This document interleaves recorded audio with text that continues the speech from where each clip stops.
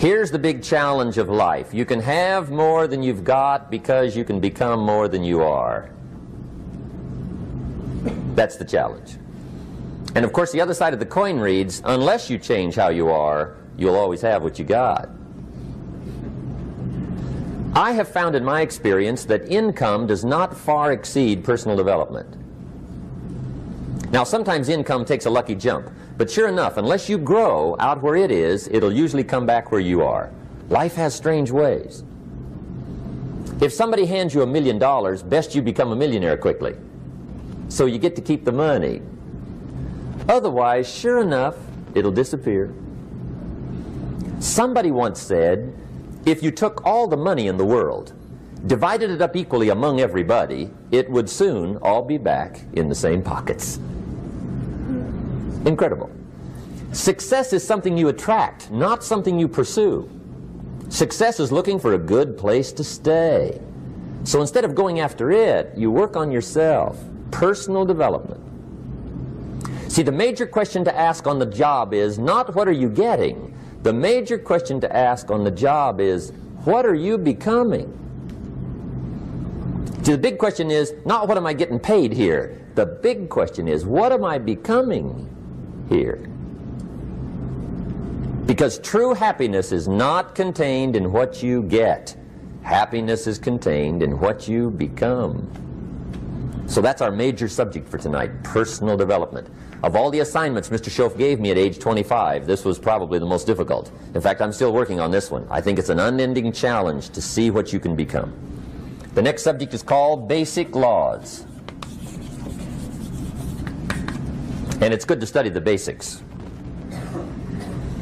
And I call these basics primarily because they come from the Bible. Now, I'm not a theologian or a minister, and that'll be apparent. But Mr. Schoaf taught me that the Bible was a good textbook for ideas and stories and success equations, how to live the better life. I found out that was true. He also taught me that the Bible is as practical as it is spiritual, and I found out that's true. If you look at your bank account and your income and you're not happy, there are several places in the Bible to check to see what the heck's wrong so you can make the changes. And we're going to cover some of those tonight, called basics. Okay.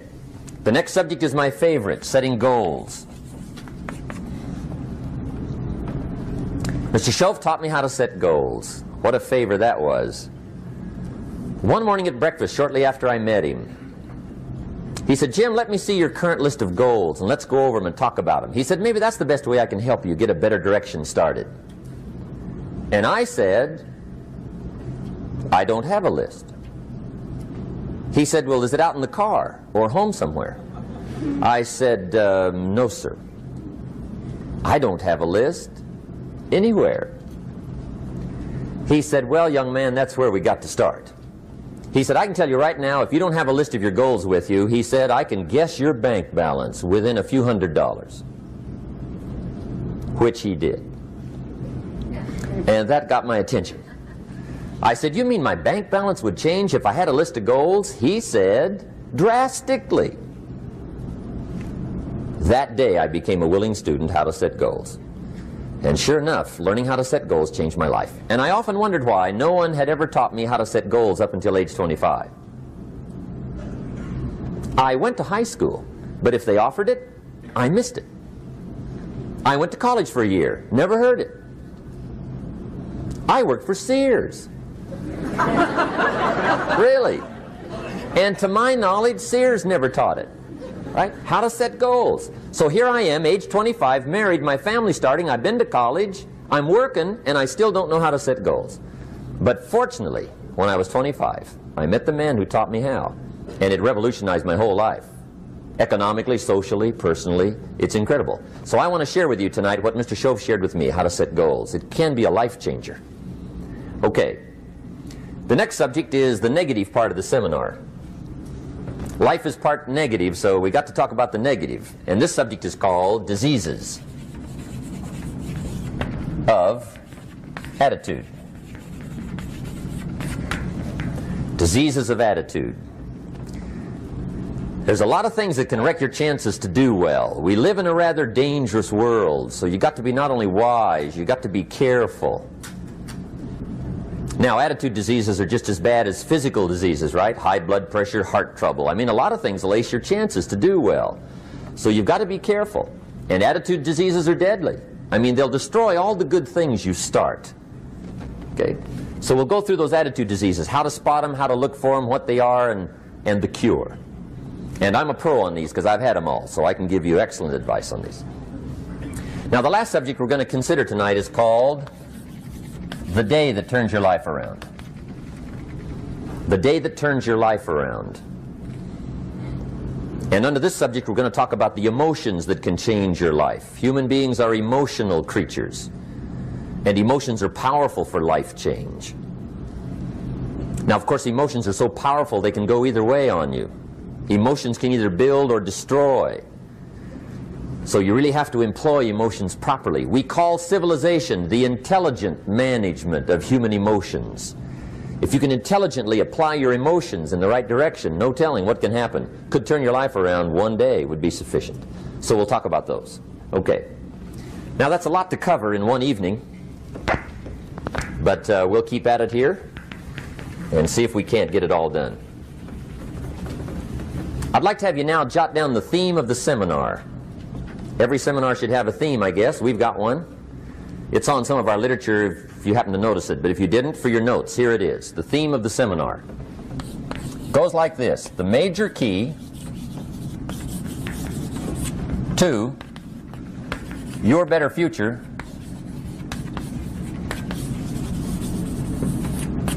is you. That's the theme of our seminar tonight. The major key to your better future is you.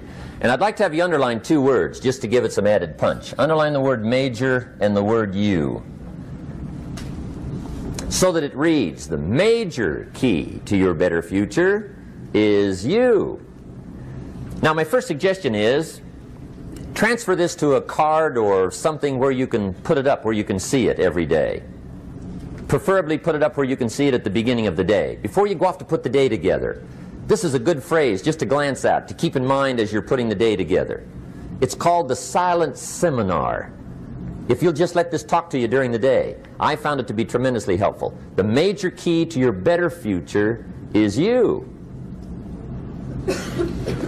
For a big share of my life now, I didn't have this one quite figured out. Among a lot of things I didn't have quite figured out. Many things used to puzzle me back in those early days. I used to wonder why two people could work for the same company, one make twice as much money. Now, see, that used to puzzle me. And maybe they were the same age, graduated from the same school, live in the same community, work for the same company, with the same products and the same services. They've got the same traffic, the same problems, and one makes $1,000 a month, the other one makes $2,000 a month. Now that was my puzzling question. Why would this long list be the same and the money twice as much?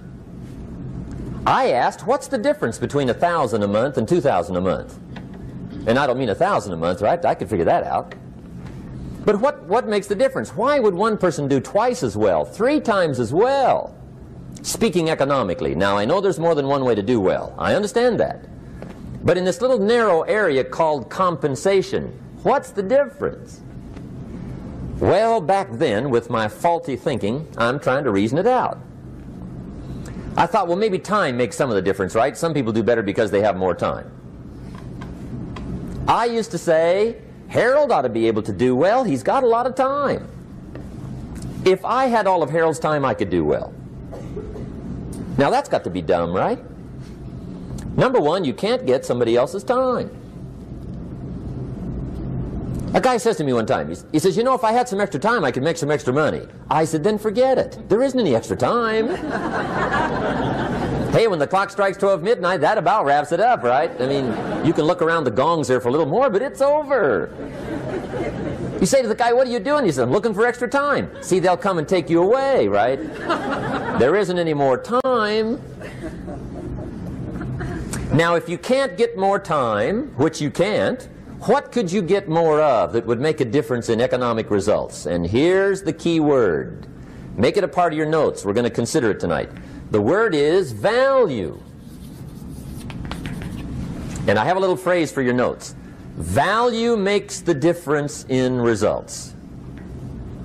Value makes the difference. You can't get more time, but you can create more value.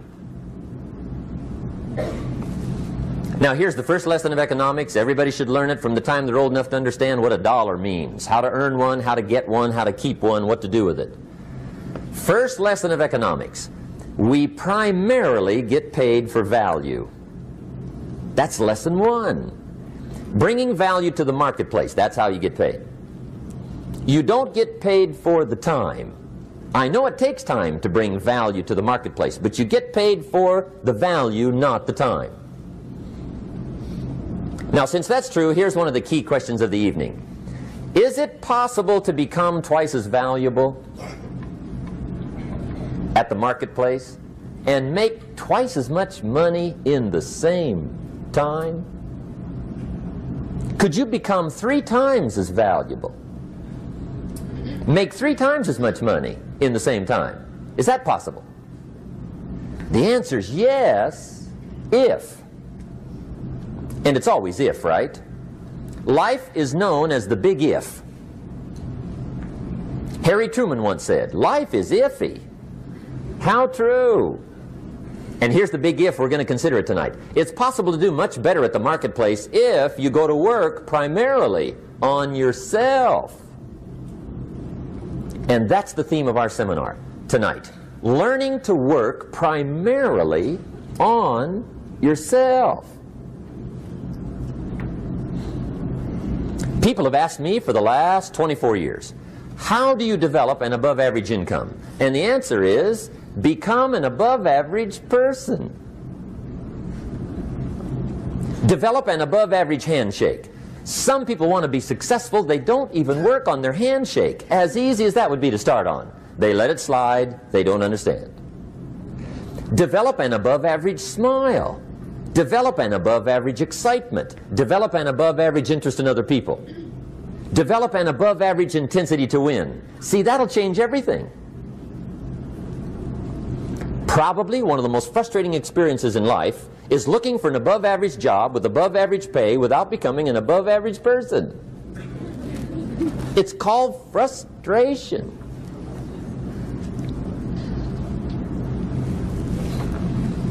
And Mr. Schoaf gave me probably the greatest clue he gave me when I first met him. He said, Jim, if you want to be wealthy and happy the rest of your life, just learn this lesson well.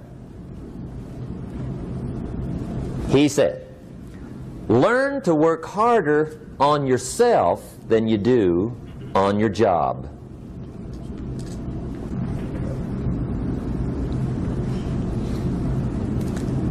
Then Mr. Schoaf gave me probably one of the most important clues among so many things he taught me, but this was in those early days. Mr. Schoaf was very kind, but he was also very abrupt. And he had these interesting questions to ask. I'm giving him a little rundown one day on how things hadn't worked out for me. He said, Mr. Owen, I've got the answer for you if you will listen carefully. And listen carefully I did that day and for the next 5 years. If somebody's wealthy and happy, you gotta listen. He said, Jim, I've only known you a short time. But he said, it's already my honest opinion that for things to change for you, you've got to change. That wasn't quite the answer I was looking for. But that's the answer he gave me, and I pass it along to you on this warm summer evening in Anaheim, California, 1981. For things to change for you, you've got to change. Otherwise, it isn't going to change. Before I met Mr. Schoaf, I used to say, I sure hope things will change. Right? That seemed to be my only hope. If it isn't going to change, I'm in serious trouble. And then I discovered it isn't going to change, so I'm in serious trouble.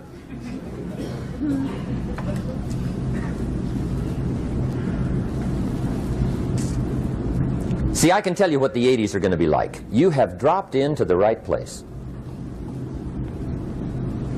I did a seminar one time for Standard Oil executives and management in Honolulu. And we're having a conference one day on this big conference table. And one of them said to me, Mr. Rohn, you know some fairly important people halfway around the world. What do you think the 80s are going to be like? I said, gentlemen, I do know the right people. I can tell you. So they all listened very carefully. And I said, gentlemen, based on my wide experience, I can really honestly say to you, in my opinion, in the 80s, it's going to be about like it's always been. Aren't you glad you came? That's inside. I don't pass that around just everywhere. Now, of course, I said that to make a point, but I also said it because it's accurate. It's going to be about like it's always been. It isn't going to change. The tide comes in and then what? It goes out. For 6,500 years that we know of, recorded history, and probably long before that. So it is not going to change. It gets light and then what? It turns dark. 6,500 years. See, it's not likely to change. And we're not to be startled by that. And if the sun goes down, the guy says, what's happened, what's happened? It means he hasn't been here long, I guess, right? It always goes down about this time. The guy says, well, I don't like that arrangement. Well, you got to talk to somebody besides me, right? It gets light, then it turns dark.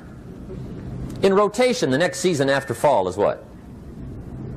Winter. Pray tell, how often does winter follow fall? Every year regularly for the last 6,500 that we know of. See, it is not going to change.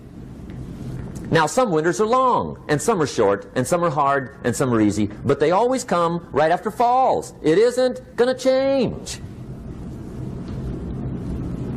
Sometimes you can figure it out, sometimes there's no way to figure it out. Sometimes it goes well, sometimes it gets in a knot. Sometimes it sails along, sometimes it gets in reverse. See, that's not going to change.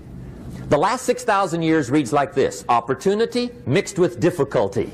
That's how it reads. It isn't going to change. The man says, well, if it isn't going to change, how will my life ever change? Answer, when you change. And whether I'm talking to high school kids or business executives, my message is always the same. And it goes like this: the only way it gets better for you is when you get better.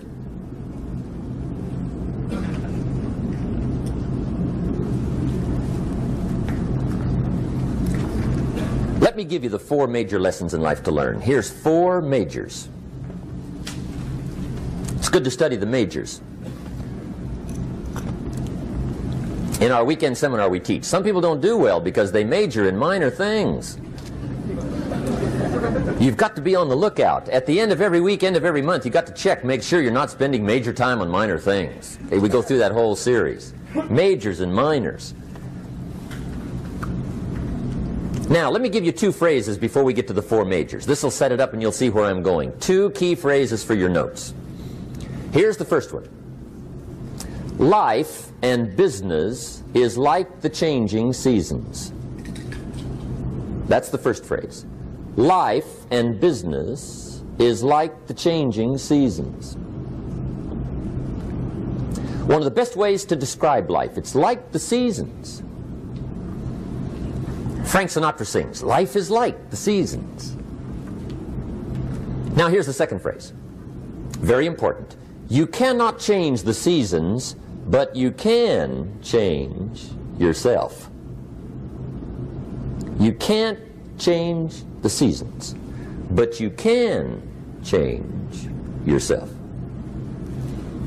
And see, that's how life gets better for you, not by chance, but by change. Now here's the 4 major lessons in life to learn. I've got my first book finished, came out a couple of weeks ago. This is in it, the 4 major lessons in life to learn. Here they are. Number 1, learn how to handle the winters. That's lesson 1. They come right after falls, with regularity. Some are long, and some are short, and some are hard, and some are easy, but they keep coming. You must learn to handle the nights. They come right after days. You must learn to handle difficulty. It comes right after opportunity. You must learn to handle recessions. They always follow progressions. For the last 6,000. See, it isn't going to change. The lesson you must learn is how to handle it. And there's all kinds of winters, right? The winter when you can't figure it out. The winter when it all goes smash. The winter when it turns belly up. The winter when it won't work, when you've run out of money and you've got a broken heart. See, those are winter times. There's all kinds. Economic winters, social winters, personal winters.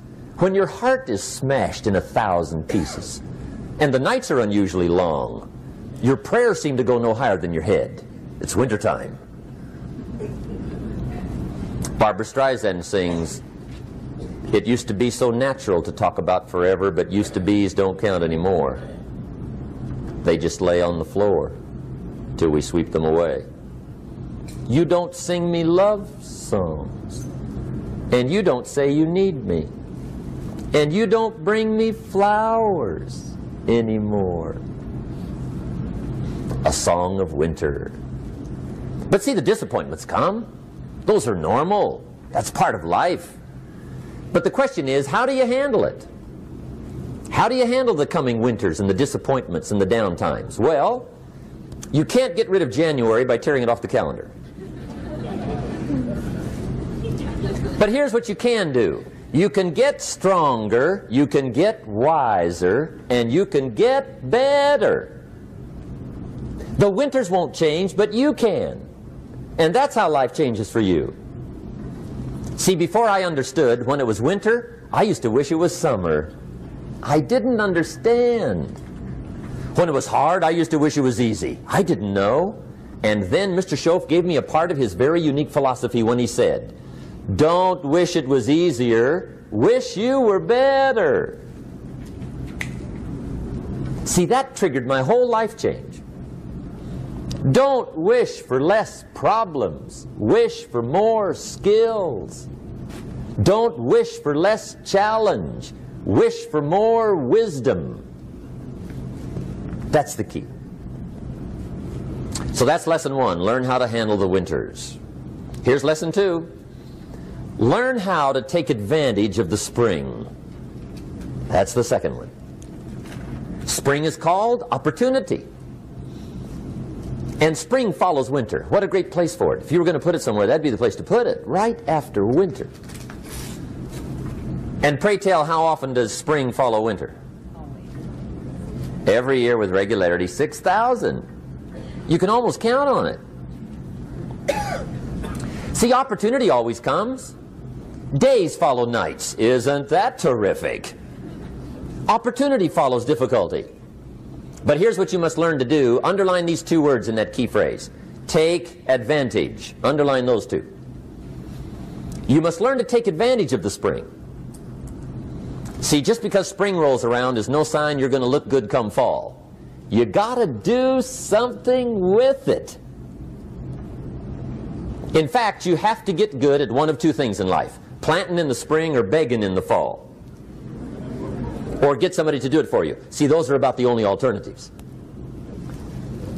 Now here's what else you must do. Take advantage of the springs quickly, because there's only a few. Just a handful of springs have been handed to each of us. They don't come forever. Life is fairly brief. So you got to read every book you can get your hands on what to do with your springs while they're here. And take advantage, they soon run out. The Beatles wrote, "Life is so short." And for John Lennon, it was extra short. But life is brief. Elton John sings, "She lived her life like a candle in the wind." It's brief. So whatever you're going to do with your life, you got to get at it. Don't just let the springs pass. Here's the third major lesson in life to learn. Learn how to protect your crops all summer. You got to take care of what you start. Sure enough, as soon as you've planted your garden in the spring, the busy bugs and the noxious weeds are out to take it. And here's the next bit of truth. They will take it unless you prevent it. And that's the third major skill to learn. You've got to learn to prevent the intruder from taking all the good you start. It's one of the challenges. Here's two key phrases under number 3. First one, all good will be attacked on this planet. Maybe not the next one we get to, but on this one, all good will be attacked. Every garden will be invaded. Not to think so is naive. And here's the second phrase. All values must be defended. Political values, social values, community values, family values, marriage values, friendship values, business values. Every garden must be tended all summer. Third major lesson. Now here's number 4. Fourth major lesson in life to learn. Learn how to reap in the fall without complaint. Learn to reap come harvest time without complaint. Take full responsibility for what happens to you. It's one of the highest forms of human maturity, accepting full responsibility. It's the day you know you've passed from childhood to adulthood, the day you accept full responsibility. And another note, learn to reap in the fall without apology. Without apology if you do well, and without complaint if you don't. That's maturity. I used to have that long list of reasons why I wasn't doing well. To explain. You got to explain, right? Otherwise you're going to look bad. I used to have this funny list called Reasons for Not Looking Good.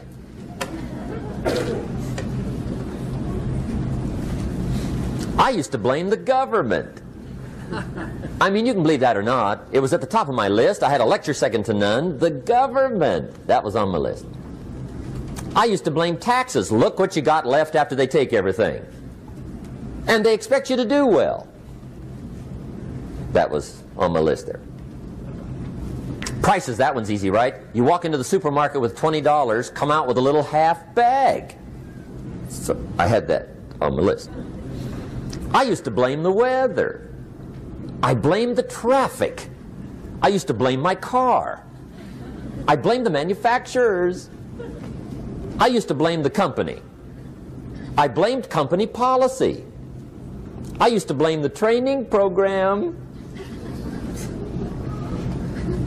I blame my negative relatives. They were always putting me down. I blame my cynical neighbors. They're just selfish, looking out for themselves. Won't loan you money? They were on my list.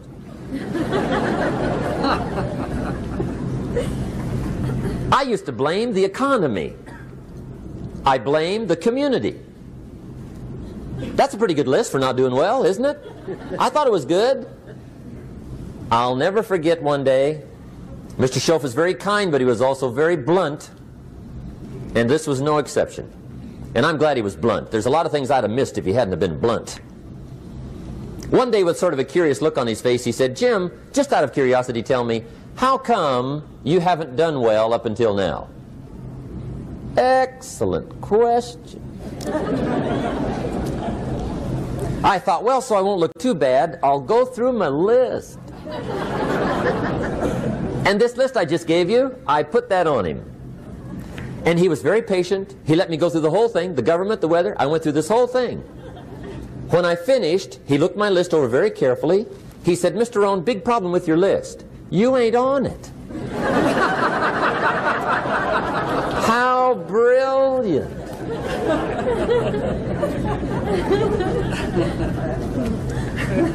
When I went to work for him a few months later, I learned very quickly to tear up my list, reasons for not doing well, and I threw it away. And I got me a fresh piece of paper. And I put one word on it. Me. There's a Black Heritage spiritual that says, "It's not my mother nor my father, nor my brother nor my sister, but it's me, O Lord, standing in the need of prayer." See, I used to blame everything outside. And then let me give you a little philosophy that helped turn my life around. For your notes, here it is. It's not what happens that determines the quality or the quantity of your life. It's not what happens. And the reason is because what happens happens to about everybody. No different. The sun went down on all of us last night. A common event, a happening. And I found out that the same things can happen to two different people. One gets rich and one stays poor. Why is that? It's because it's not what happens, but rather it's what you do that changes everything. So that's a key phrase. It's not what happens, it's what you do. What happens is about the same. You might put that in parentheses here. Same. What people do, that's what's different. Anything can happen, right? Everything can happen. I've heard all the stories. I've been one of the stories. Hey, we could all tell stories all night long, right? Happenings. Anything can happen. Have you heard of Murphy's Laws? Anybody here heard of Murphy's Laws? Okay, most of you have. Murph had these laws. One of them was, if anything can go wrong, it will. That's one of Murphy's Laws. He was not one of the great positive speakers of the day. But anyway, it's still true though, right? Anything can go wrong, everything can go wrong. For sure. I've fallen out of the sky so many times. Once to the tune of a couple of million. Devastating. Took me a while to survive that one. Now, it wasn't all that much, but it was all I had. Right? I mean, that's when it's much, right? When it's all you got. If you got 3, 2 go, you got 1 left, you ain't looking that bad. But when it all goes. Has anybody been there when it all went? Anybody? Come on, the rest of you liars. Go ahead. Hey, we've all been there, right? When it all went. Of course, it used to be a long time ago, right? When you ran out of money, got to 0, you were all through. Heck, now you can whistle right on by 0, right? I mean, they will bury you. That's what they will do.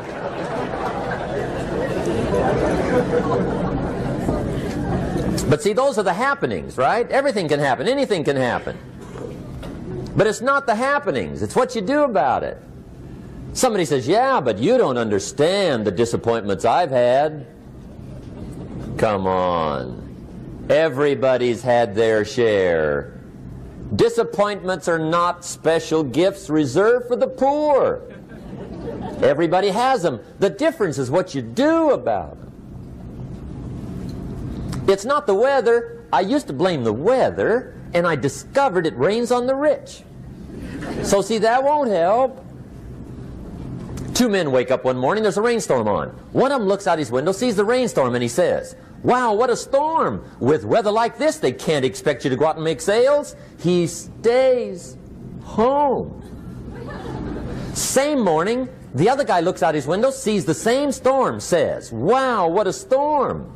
But he says, you know what, with weather like this, what a great day to go out and make sales. Most everybody will probably be home, especially the salesman.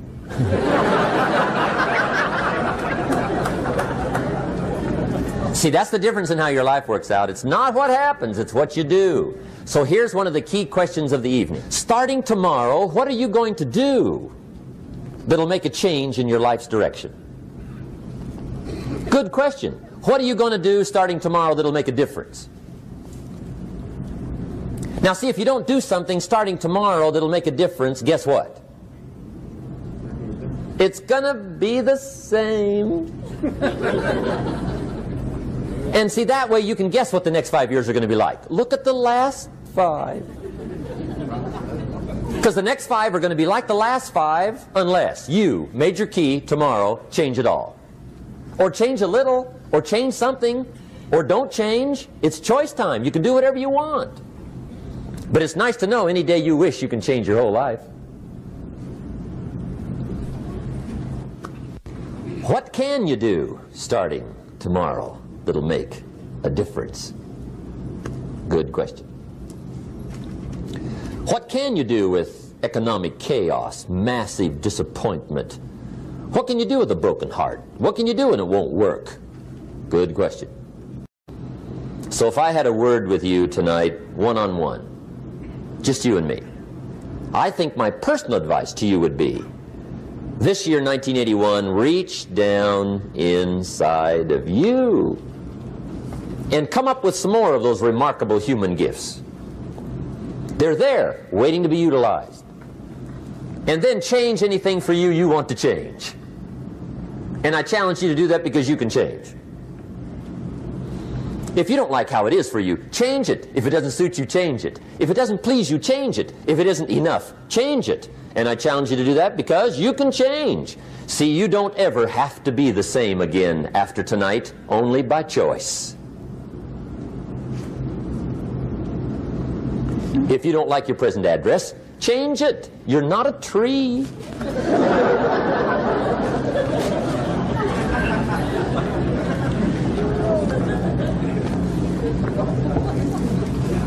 Now, let me give you 3 steps to personal development. Let's get down to the nitty-gritty. What does it take to really make the changes starting tomorrow? It takes more than philosophical pronouncement. I know that. It also takes more than enthusiasm. I know we're hearing a lot about enthusiasm these days, but see, that just won't do the job. We're still hearing the old cliches of the 30s, right? To be enthusiastic, you must act enthusiastic. But see, that's not going to help. After you have leaped about, there are some things you got to do, or it isn't going to change. See, you can get all excited about lifting 200 pounds till you get to the gym. And then you need a new excitement. And the new excitement is called discipline. Major step to human progress. Discipline. If there's one thing to get excited over, that's it. Get excited over your ability to make yourself do the necessary things. What could you make yourself do starting tomorrow that would change it all? No! Tell him. Now, see, that's exciting. On any given day, you can massively change the direction of your life. Murder is a clear example that any one person on any given day can forever alter the course of their life. It just happens to be a negative act. But just as sure as you can commit a negative act, you can also commit a positive act and forever alter your life, whenever you wish. Now that's exciting. And whatever that act might be that changes your life. The guy finally takes a shotgun to his car and blows out every window, destroys every tire, puts 100 rounds in this shabby old thing. And he says, I have driven this embarrassing thing for the last time. And not only will I never drive it again, nobody else will ever drive it again. And he lets that shuddering thing stand there for a while as a monument to the day he said, today my life changes. Now who can do that? Anybody. When can you do it? Whatever day you pick.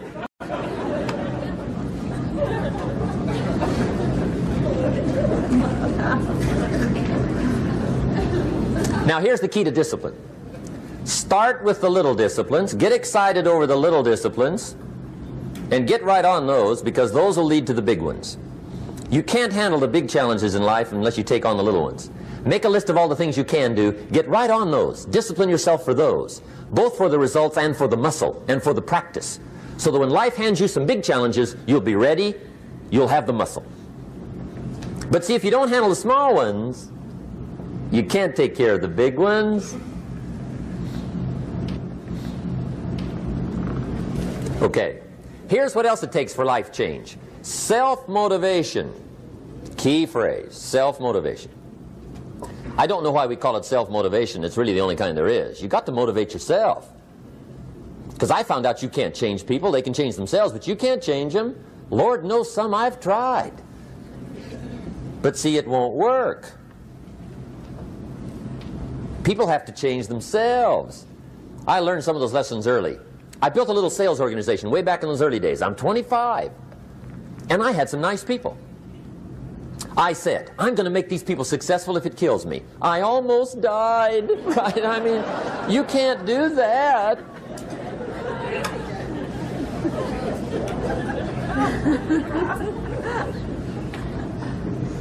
See, I've discovered this. Good people are not trained, they're found. You find good people. You don't make them good, you find them good. Training really is for the purpose of finding good people. You don't need much instruction for a good person. Too much training probably means you got the wrong people.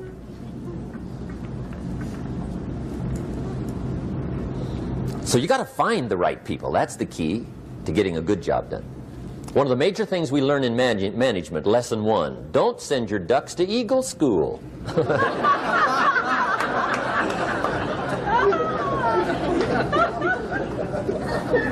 Because it won't help. I mean, I'm telling you, it won't help, no matter how good your school is.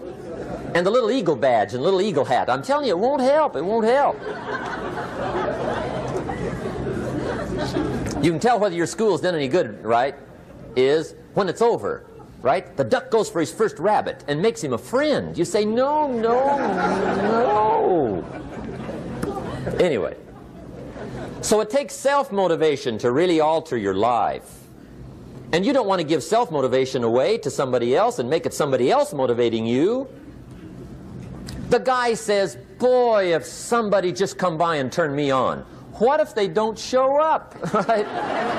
See, you got to have a better plan for your life. Okay. Now, if you're excited and you're ready to change, let me give you 3 steps to start life change that can change your life, your personality, your lifestyle, everything can change. Here's the steps. Number 1, find out how things work. The first key to doing better is find out. To change your life, really, you need ideas. There isn't anything an idea can't change.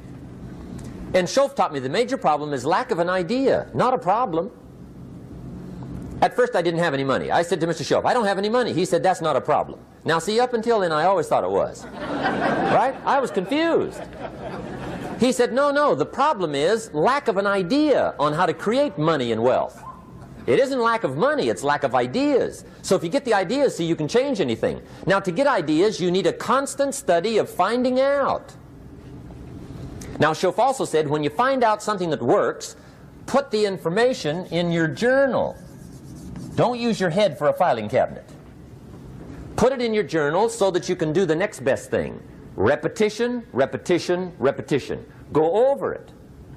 And if you repeat it, go over it, sure enough, someday, some mysterious day, the idea takes root, starts to grow, and shows up in your bank account, and your dress, and your personality, and your lifestyle. But capture the ideas in your journal. Find out how things work. Schoaf gave me this word for my life change. He said, study. Great word. If you wish to be successful, study success. If you wish to be happy, study happiness. If you wish to be wealthy, study wealth. Don't leave it to chance. Make it a study. Some people just go through the day with their fingers crossed. See, that won't do it. You've got to study the things that can change your economic, social, spiritual, personal life. Now here's a qualifying phrase. And we'll have several of these qualifying phrases throughout the seminar. Here's the first one. You may not be able to do all you find out. I understand that. You may not be able to do all you find out, but you should find out all you can do. See, you don't want to wind up at the end of your life and discover that you've lived only 1/10 of it. And the other 9/10 went down the drain. Not for lack of opportunity, for lack of information. So that's number 1, find out how things work. Now here's the best human virtue for finding out, curiosity. Make a note of that. Curiosity. Be curious. You might add a word to it that'll help. Childish curiosity.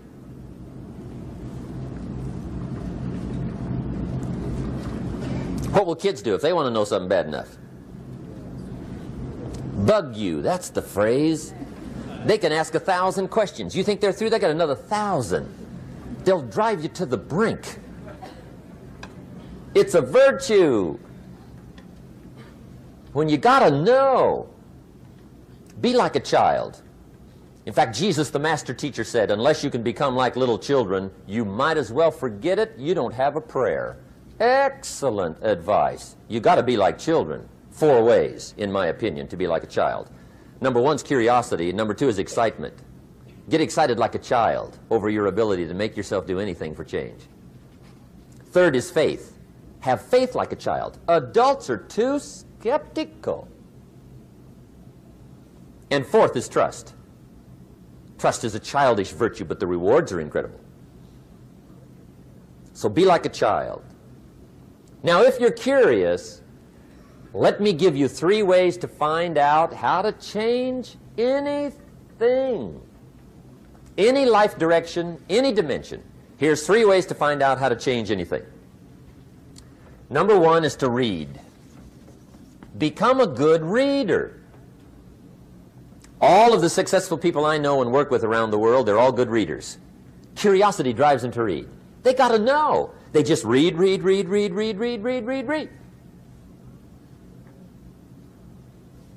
Become a good reader. Now, that's my opinion.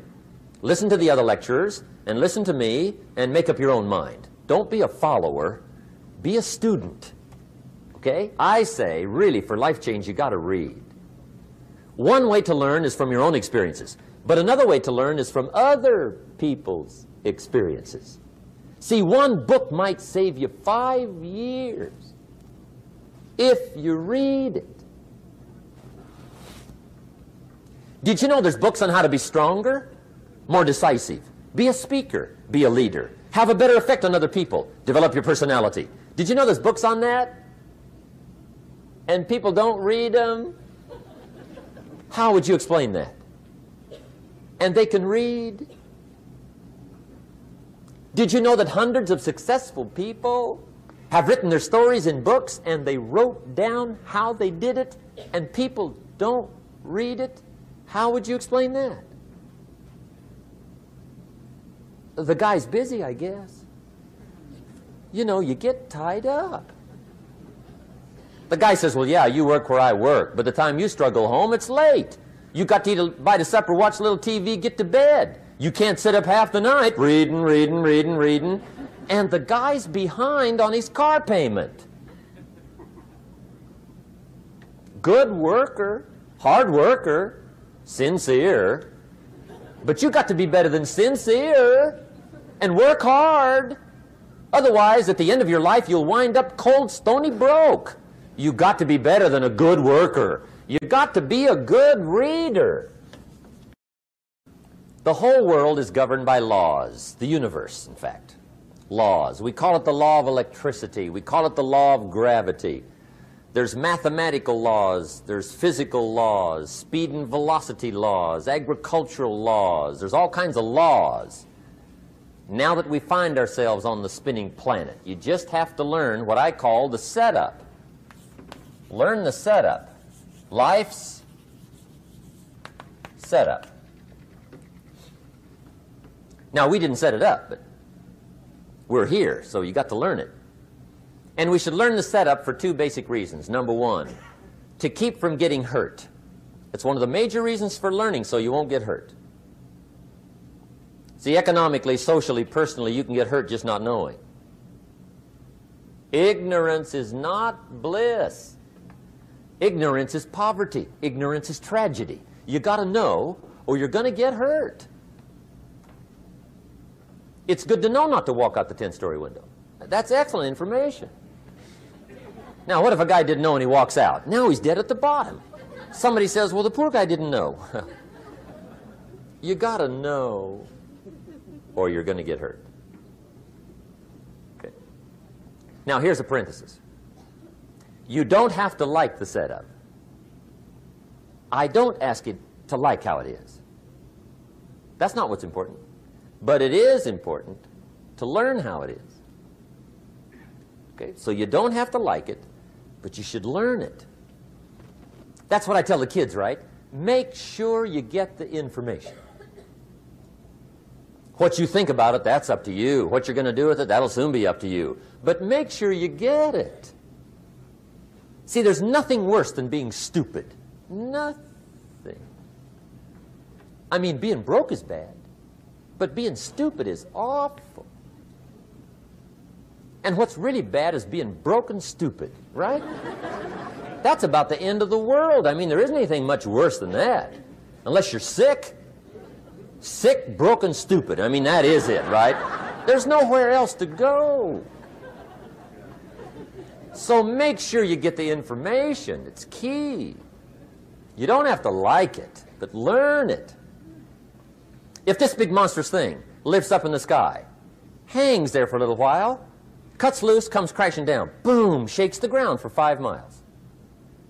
And then this big monstrous thing lifts back up in the sky, hangs there for a little while, cuts loose again, comes crashing down, boom, shakes the ground for 5 miles. It just keeps doing it, this big monstrous thing, lifting up and then crashing down, boom. Now, you might come along one day and say, that's got to be a stupid arrangement, which is okay. You're entitled to your opinion.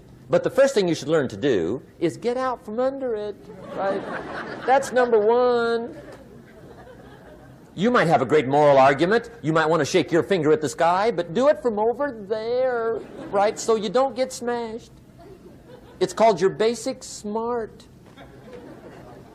So number one, learn so you won't get hurt. Whether you like it or not, learn. Now here's the second reason for learning, the setup, to benefit. It's called the plus of life. And that's what life is, right? Both minus and plus. The minus is tragedy, heartache, misery, failure, unhappiness. But life is also happiness, prosperity, good feelings. So here's the key. Learn to get on the good side of the way things work.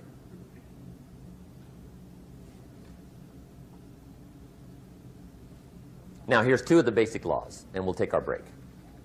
Shof taught me these. They come from the Bible. Now, again, I'm an amateur, okay? When it comes to the Bible, I'm not a pro. So you'll sort of have to take my way of putting it. But here they are. The first one is the law of use. The law of use. And it goes something like this. Whatever you don't use, you lose. Lack of use causes loss.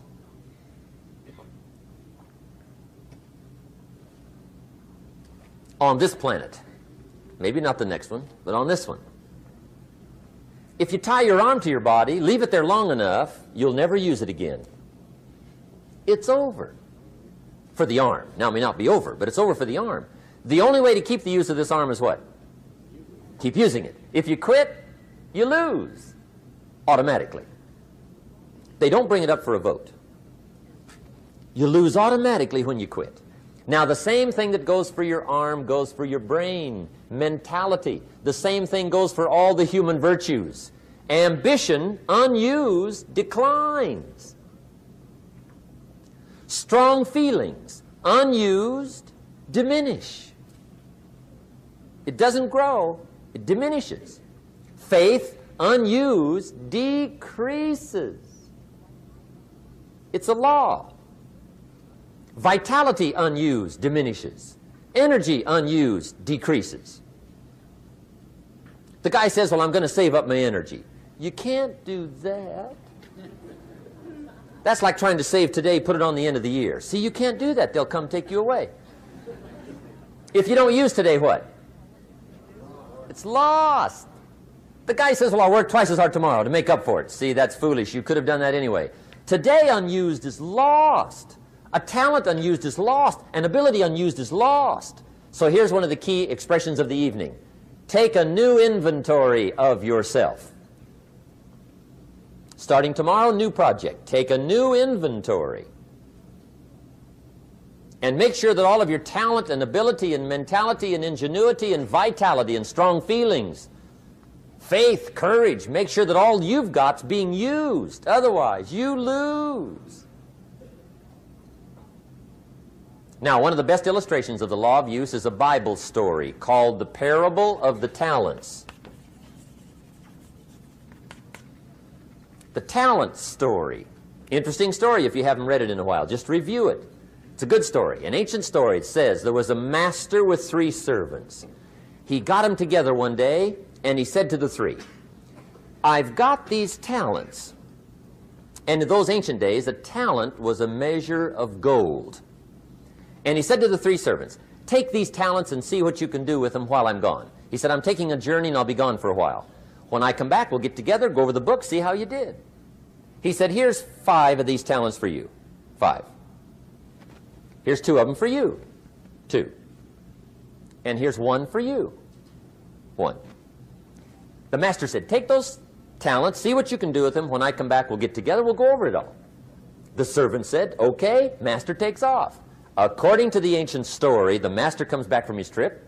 When he gets back, he gets the 3 servants together, and as he said he would, he asks, how did it go with those talents? You were 5. What happened? That servant said, well, I took the 5 talents you gave me, and I put them to work. A little shaky at first, but he said things finally got rolling. And he said, I poured it on. And he said, my talents grew to 7, 8, 9, 10. He said, I doubled my talents from 5 to 10. Books will show. Master said, one heck of a job. Or something like that. He said, I gave you 2 talents. What happened? That servant said, about the same thing happened to me. I put those 2 talents to work, poured it on. They grew to 3 and then to 4. He said, I doubled my talents from 2 to 4. Books will show. Master said, well done. He said, I gave you 1 talent. What happened? That servant said, well, I took the talent you gave me, and I carefully wrapped it, and I dug a hole and buried it. And camouflaged it, I suppose, right? So nobody would steal it. And he said, fortunately, nobody got it. And he said, I knew you were going to be here today, so I dug it up. Here it is, safely wrapped. I did not lose it while you were gone. According to the ancient story, the master said, take that talent away from him and give it to the man that's got 10. Now you might say, well, I don't like that arrangement. The poor guy's only got 1 talent. He's already got 10. It ought to be more even. Remember, I didn't ask you to like it. But this one I would ask you to learn, because it simply means whatever you do not employ, you forfeit. It's a law. So learn well the law of use. Now here's the second one, and we're going to take our break. Second law from the Bible. This one we've heard since we were small, I'm sure. It's called the law of sowing and reaping. In fact, we've probably heard it so often we could quote it. It says, whatever you sow, what? You shall reap. Fairly blunt, hopefully clear. Here's my first suggestion on the law of sowing and reaping. Don't try to beat it. You might as well try sitting on the sun in the morning. Keep it from coming up. You'll have better luck. Whatever you sow, you reap. Now, for a fair share of my life, I'm a bit mixed up on how all this applies. Among a lot of things I was mixed up on. I knew I wasn't reaping too good. That I understood. My problem was I was confused about what was causing it. Remember me with the funny list? I thought those are the reasons why it isn't working out well. And then Mr. Schoaf gave me the clue that helped me figure it all out. He said, Mr. Owen, I have another answer for you. There's another way to quote this law that'll show you where the problem is so you can go to work on it right away. All you need to know is where the problem is. Then you can go to work on it. So he quoted me the law another way, and I found out what my problem was. Here's the way you quote the law. Whatever you reap is what you've sown. Now I knew what my problem was. Whatever you reap is what you've sown. If you don't like the crop, who do you look up? Answer, whoever planted it. And where do you find who planted your crop? Answer, in the mirror. What I finally learned to do come fall was to go to the mirror. That's where you go. And if necessary, you say, a few skinny carrots? I got to be unimpressed. Where were you last spring? Asleep. Didn't you read the books? Did you break your hoe? Let me give you 7 key points to the law of sowing and reaping. Let's tick right down through the list of 7, and it'll be break time. 7 points to sowing and reaping. Here's part of the philosophy that really helped me to make some changes in life direction. Number 1, the law of sowing and reaping is negative. That's number 1, which simply means if you sow bad, you reap bad. Now, this is kind of 3rd grade, but it doesn't hurt to go over the basics. If you plant thistle seeds, you don't get pumpkins. Honest, no use looking for pumpkins. John says, how come no pumpkins? Come on, John. The law's negative. That's how come. Now, here's number 2. The law's positive, which simply means if you sow good, you reap good. If you plant pumpkin seeds, you don't get thistles. Not from pumpkin seeds. Mother Nature won't pull tricks on you over in the corner snickering, pushing you thistles and you planting pumpkin seeds. She won't do that. You will get pumpkins from pumpkin seeds, and the reason is because the law is positive. Now, here's number 3. I got excited when I found out the full dimension of this. See, you do not reap what you sow, but rather, you always reap much more than what you sow. So the 3rd key word is more. You don't get back what you put out. You get back much more than what you put out. And it works both positive and negative. On the negative side, it said, if you sow to the wind, you reap the whirlwind. So you've got to get ready for that, or you will be naive. See, anybody can, whether you will or not. See, that's the question. And here's a good question to ask. We are all buying somebody's plan. The question is, whose? Who's got you talked into doing what you're doing? Who's got you talked into your present plan? See, 10 years from now, you will surely arrive. The question is, where? But see, anybody, if you want to, can go searching for a good plan, pick it, and start working it. And sure enough, as the time passes, as it surely will 5 years from now, 10 years from now, then you'll be winding up wearing what you want to wear, driving what you want to drive, living where you want to live, become what you want to become. But now's the time to fix the next 10 years. And who can? Anybody. Here's number 6. The 6th key to sowing and reaping. This is leveling with you now, as we promised to do. There's one thing better than the truth, and that's the whole truth. And here's part of the whole truth of the law of sowing and reaping. Number 6 is, you could lose. There are times when you just lose, no matter what you do. It's that kind of planet. You reap what you sow. Yes, but... what does that mean? Yes, but... well, the farmer plants his crop in the spring, takes care of it all summer, loves his family, works 10, 12 hours a day, 6, 7 days a week, is an honorable man. Come fall, he's got a beautiful crop, and he deserves every bit of it.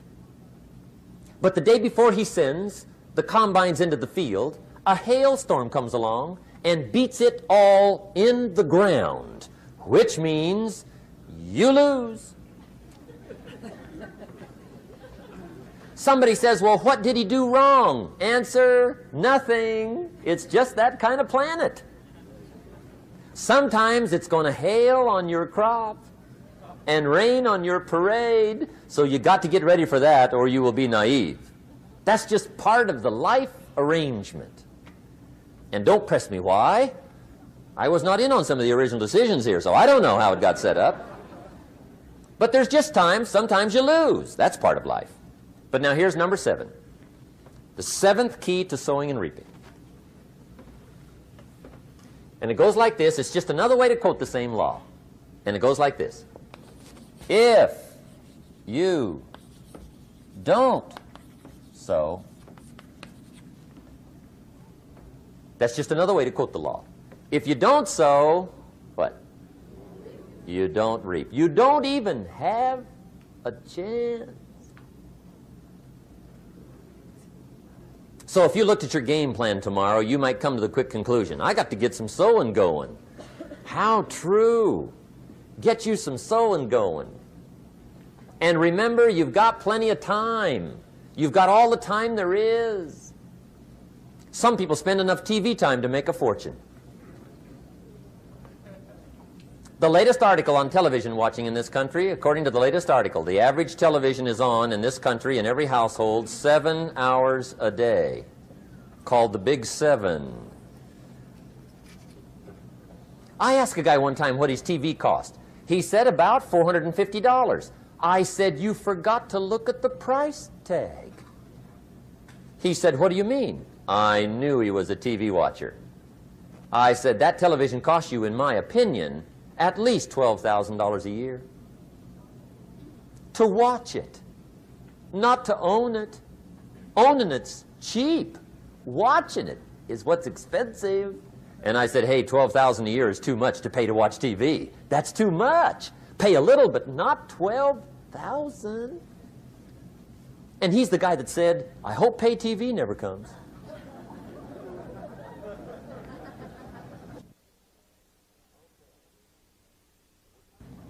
Okay. We're trying to cover an awful lot tonight. I realize that.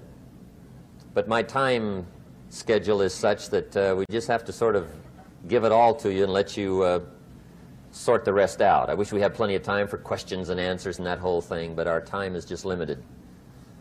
But we are trying to go through an awful lot. I realize that. But looks like everybody's getting it. This is about the note-takingest crowd I've seen in a long time. Incredible. Does anybody have 5 pages yet? Anybody? Oh, fantastic. Incredible. Okay.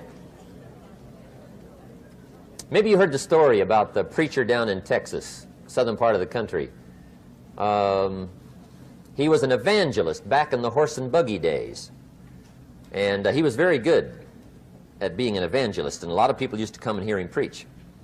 And one day he put up his tent in one of these Texas towns and expected a big crowd as usual, come and hear him preach. And he got there, first night of the tent revival, walked in. 7:30, time to start. And to his surprise, the tent was empty. He thought, well, something must be drastically wrong. So he waited till 7:45, nobody showed up. 8 o'clock, zip. Finally, 8:15. One lone cowboy wandered up on his horse, tied his horse up outside, came in, sat down on the front bench, right, waiting for something to happen. The preacher thought, well, at least I better go down and talk to the cowboy. So he walks down, talks to the cowboy, and he says, cowboy, I'm the preacher. And he said, I don't know what to tell you. Something's gone wrong. He said, this tent was supposed to be full of people. He said, I'm embarrassed. He said, you're the only one that showed up. And he said, I really don't know what to do. And the cowboy said, well, I'm not a preacher, so I really can't tell you what to do. You know, he said, I'm just a cowboy. But he said, I know this, if I went out to feed my cattle and only one showed up, I'd at least feed it. The preacher thought, hey, the cowboy is right. If you've got a good idea to share, you should share it, if there's 1 or 1,000. So he got kind of inspired by this conversation, and he jumped up on the platform and started to preach, as if the tent was full of people, just exploded. And he went for an hour and 15 minutes, just kept rolling. Finally, he quit. And when he finished, he came down off the platform, talked to the cowboy again. Says, well, cowboy, what did you think of my sermon? And the cowboy said, well, I'm not a preacher, so I really can't tell. You know, he said, I'm just a cowboy. But he said, I know this. If I went out to feed my cattle and only one showed up, I'd feed it, but I wouldn't dump the whole load on it.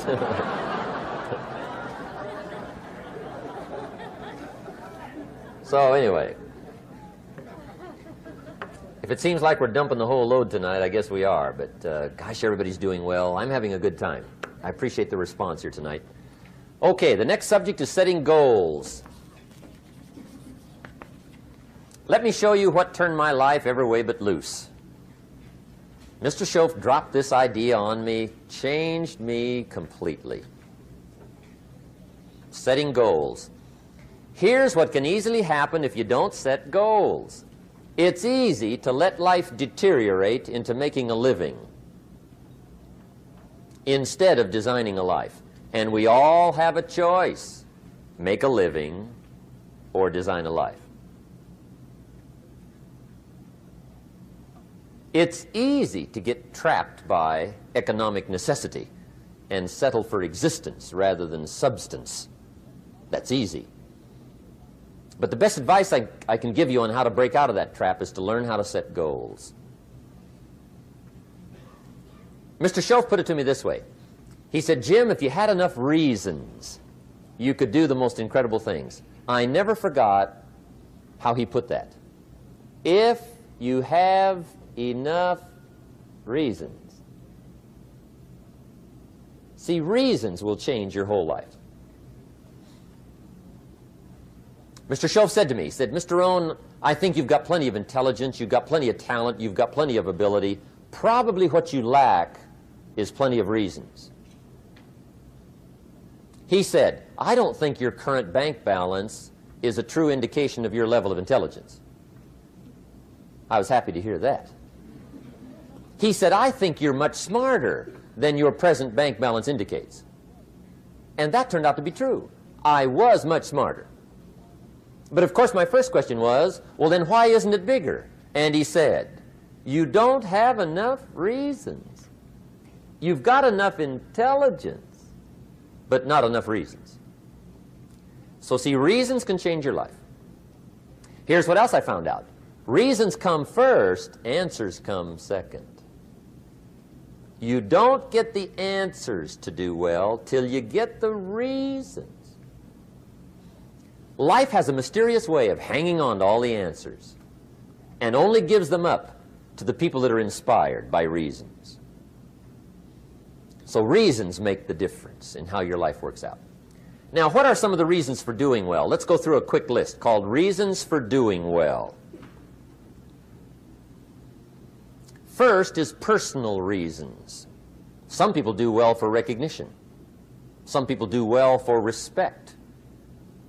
Some people do well for the way it makes them feel. They love the feeling of being a winner. Those are good reasons. I have some millionaire friends that keep working 10, 12 hours a day, making more millions. And it's not because they need the money.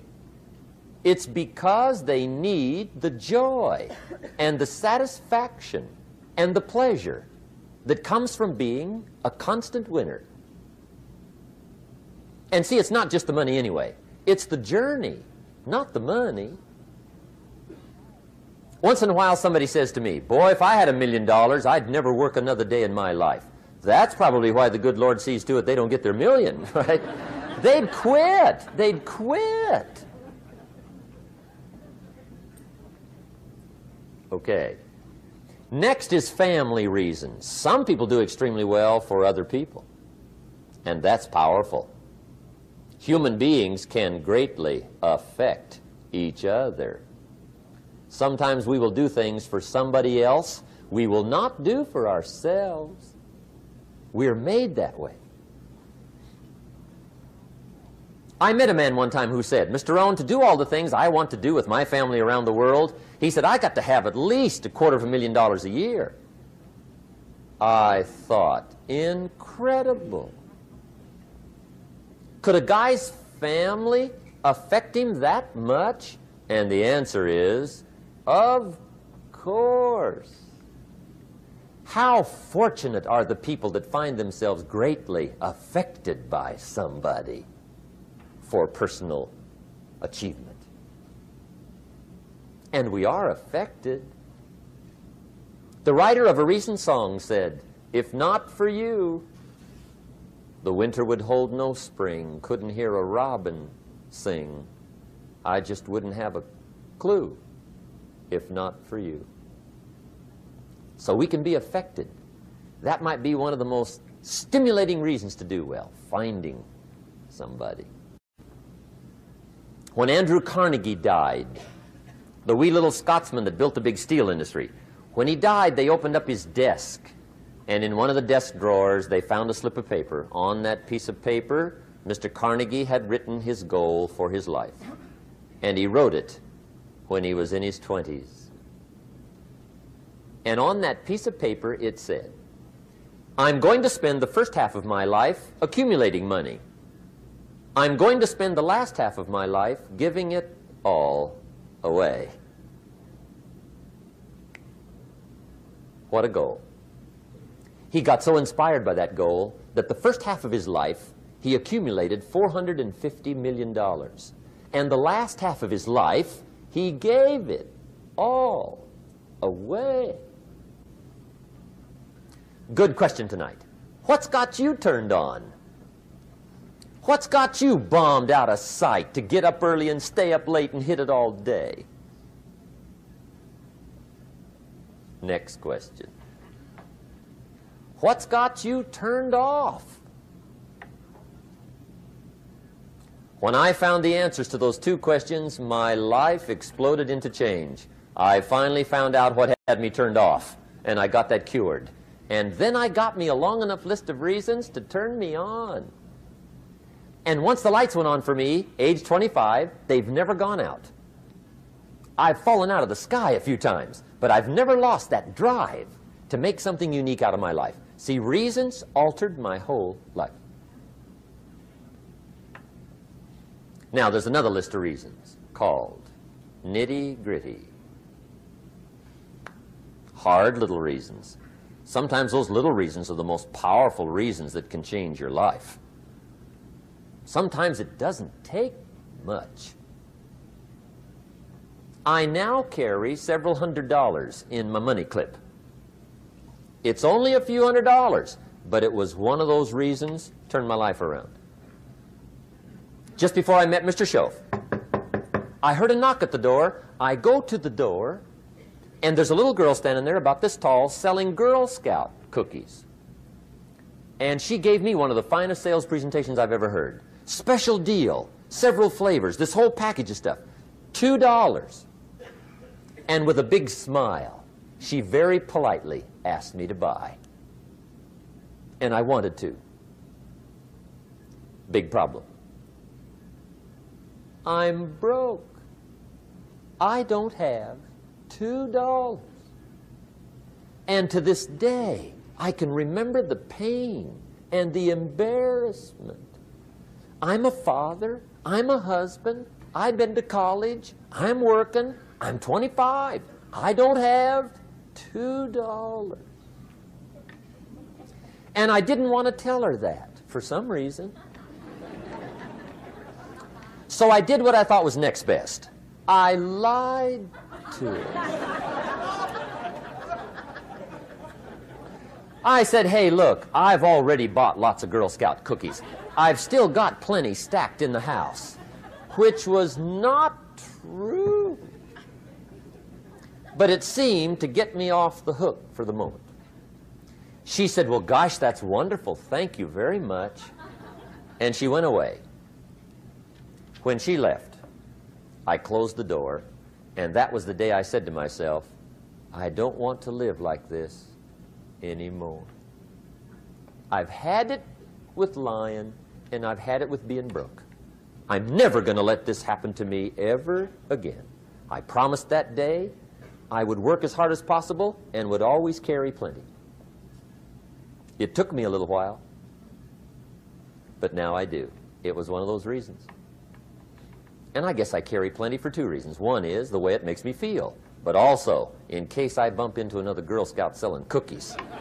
Right? I'm ready.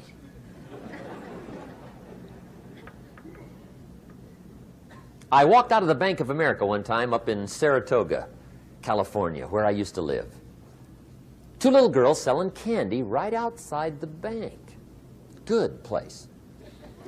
Some girls' organization they're working for, right? I come walking out of the bank. This first little girl walks up to me. She said, "Mister, would you like to buy some candy?" I said, "I probably would." "What kind is it?" She said, "It's almond roca." I said, "My gosh, that's my favorite." She said, "Wonderful." I said, "How much is it?" She said, "It's just $2. I thought, incredible. I said, "How many boxes of that candy have you got?" She said, 5. And her little friend was standing there. She was selling candy too. I said, "How many boxes have you got?" She said, "I've got 4. I said, "That's 9. I'll take them all." They said, "Really?" I said, "Yeah, it's my favorite. I've got some friends. I'll pass them around." They got so excited, put all this candy together. I reached in my pocket, gave them the $18. When I've got the candy and they've got the money, that first little girl looks up at me. She says, "Mister, you are really something." How about that? Can you imagine only spending $18 and have somebody look at you in the face and say, "You are really something"? Now you know why I carry heavy, right? I'm not going to miss anymore. It was just one of those reasons. Helped to change my life. One of my nitty-gritty reasons was budget finance. Budget finance used to grind my soul. Way back in those early days, I had fallen for one of those consolidation loans, where you take all your little hard-to-pay bills, put them into one big impossible-to-pay bill, right?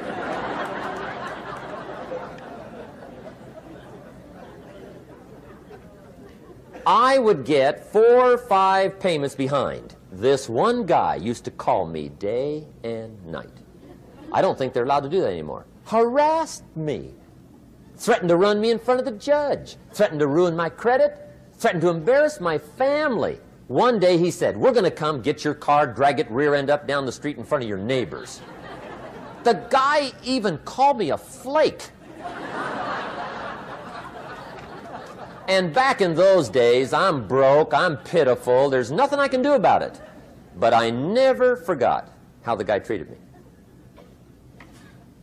And when I met Mr. Schoaf and I got my life straightened out and the money started to flow, that was one of my first projects, budget finance. I poured it on day and night. I finally put all the money together I owed him, which was considerable. I picked a day for the payoff. And when the payoff day came, I put the money in small bills in a big briefcase. And I walked into the budget finance office on Wilshire Boulevard in Los Angeles. The guy who harassed me so often, his desk was about 3 back. I walked right up to his desk, startled him. He wondered what I was doing there. It was the first time I'd been there since I'd borrowed the money, right? Without saying a word, I opened up this briefcase, dumped this pile of money all over his desk. I said, "Count it. It's all there. I will never be back." And I turned around and stormed out. Now, that might not be noble, but if you haven't tried it, you've got to one time.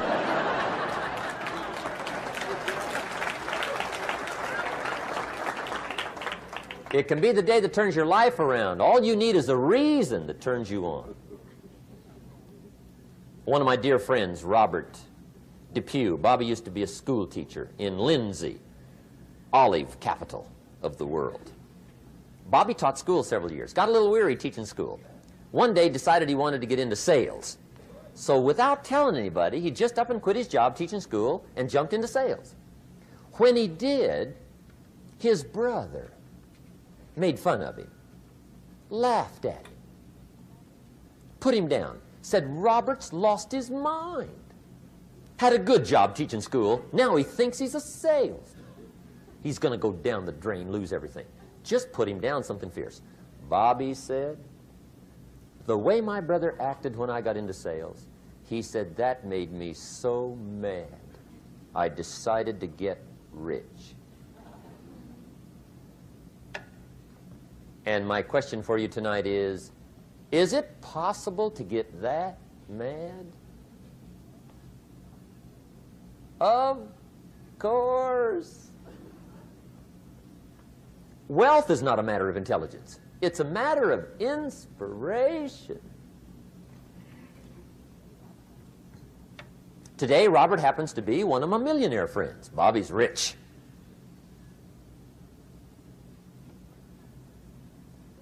Frank Sinatra said one time, the best revenge is massive success.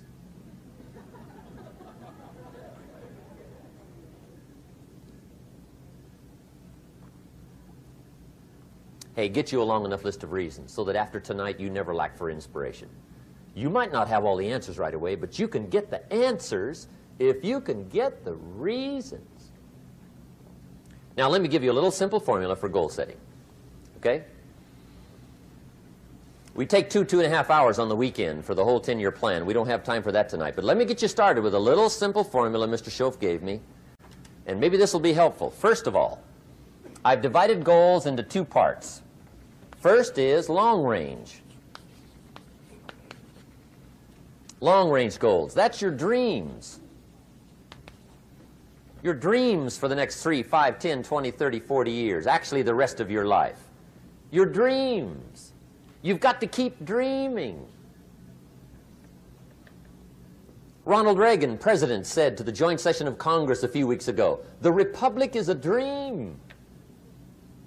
And if we don't keep dreaming, we will lose the Republic. Your better future is a dream for yourself and for your family. Where do you want to go? What do you want to do? What do you want to be? What do you want to see? You've got to dream dreams. There's a Bible phrase that says, without dreams and visions, people perish. You've got to have something to go for that inspires the heart and the soul. Dreams. From the children of Sanchez, it says, take the crumbs from starving soldiers, they won't die. Take the bread from hungry children, they won't cry. But without dreams, we all will die. You've got to dream. Don't lose your dreams for yourself, for your future, for your family. The dreams of love and enterprise and travel and doing things, becoming something unique on your journey here. Don't lose your dreams. Do some dreaming. That's long-range goals. You've got to have those. So that's number one. Here's the second part of goals, short range. Short-range goals. That's your goals for tomorrow, this week, this month, this year, the immediate future. We call these confidence builders. Because if you set up something short-range, go for it, get it, latch onto it, work hard, accomplish it. That starts building your strong feelings to go for your dreams. Now, I've divided goals into 3 categories. Here they are. Number 1 is economic. That's your goals for money, income, business, profits, production. Economics. Make sure you've got your economics well planned. Economics plays a major role in everybody's life. Economics is major, which means it ought to be meticulously well planned for tomorrow, this week, this month, this year, long range. What if you asked somebody tomorrow if you could see their meticulously well-planned list of economic goals? What would they probably say? They'd say, you some kind of a nut? You must be weird. Hey, I found out what success is. Success is doing what the failures won't do. Make sure you've got your economics well planned. It'll put you in the top 5%.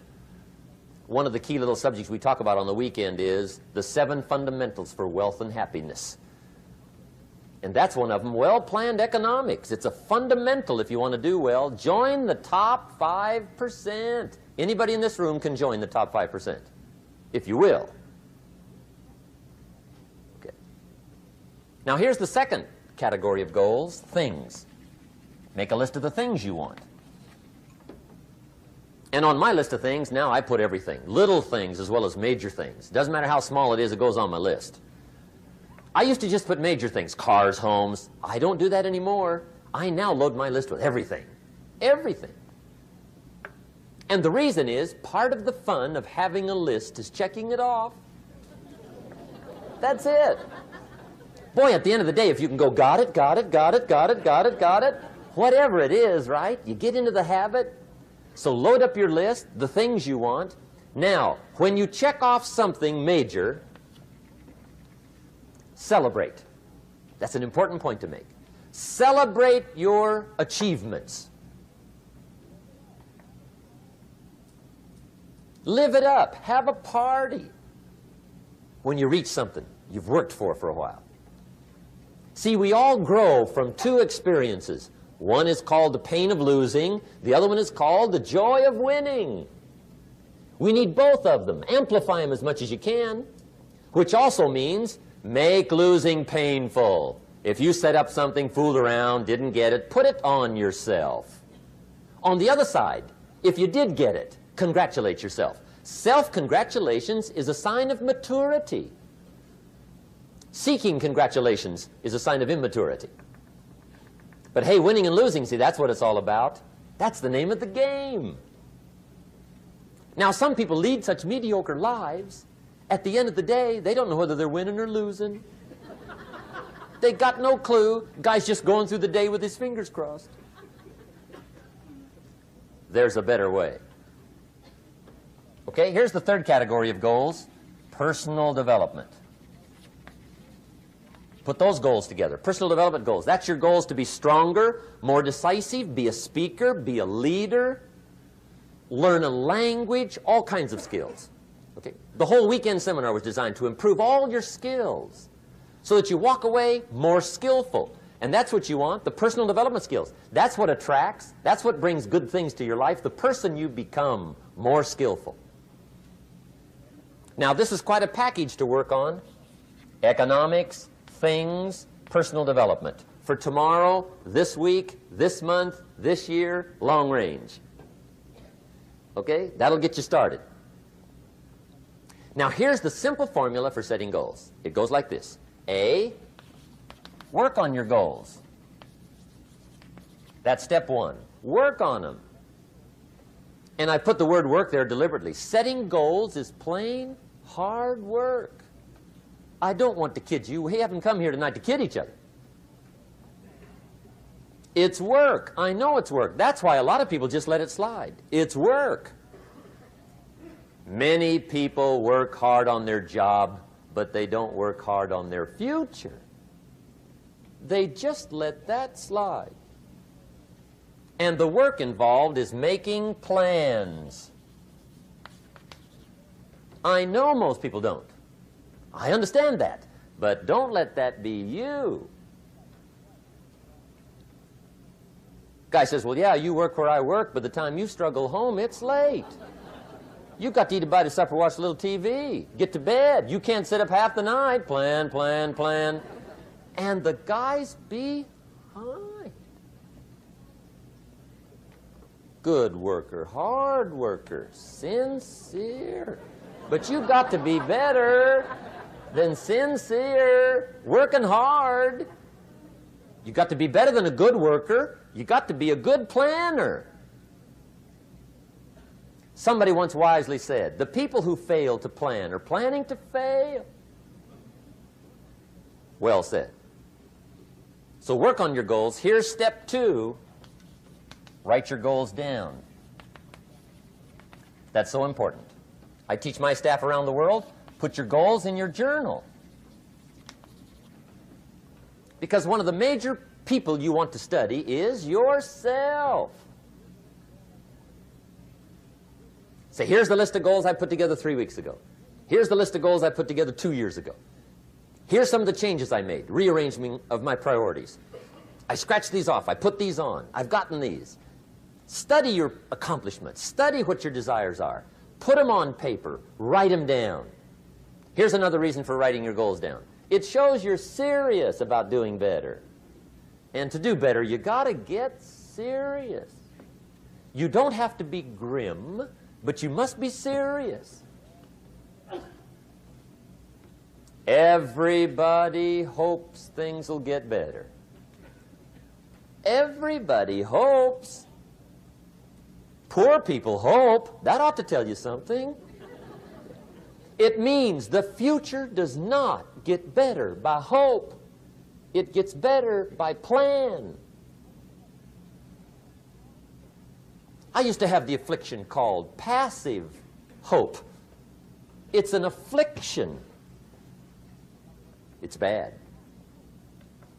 Probably what's even worse than that is happy hope. Now that is really bad. That's bad. Happy hope. The guy's 50 and he's broke and he's still smiling. See, that's not good. So get serious about your goals. Put them on paper. Write them down. There's all kinds. His goals, her goals, their goals. Business goals, financial independence goals, family goals. I mean, there's so many things to work on this that if you don't get busy and work on it, sure enough, the time will pass. And sure enough, 5 years from now, you'll wind up where you don't want to be, wearing what you don't want to wear, driving what you don't want to drive, being what you don't want to be. Now's the time to fix it. Now, here's the third step to your goals. Check the size of your goals and the kinds of goals. How big they are, what kind they are, affects you. And here's one of the important phrases of the evening. Your goals are affecting you, whatever they are. Your goals affect your handshake. Your goals affect your attitude, personality. Your goals affect the way you walk, the way you talk, the way you dress. All day long, we're being affected by our goals. Now, some people have goals, but they have such lousy goals. The effect is bad. I asked a guy one time, what are your goals for this month? The guy said, look, if I could just scrape up enough money to pay these lousy bills. That was his goal. I'm not saying it isn't a goal. It's a goal, but it's such a lousy goal, the effect is bad. You don't jump out of bed on Monday morning and say, oh boy, another chance to go out and scrape up the money to pay my lousy bills. See, you don't do that. Usually you say, oh, not another Monday.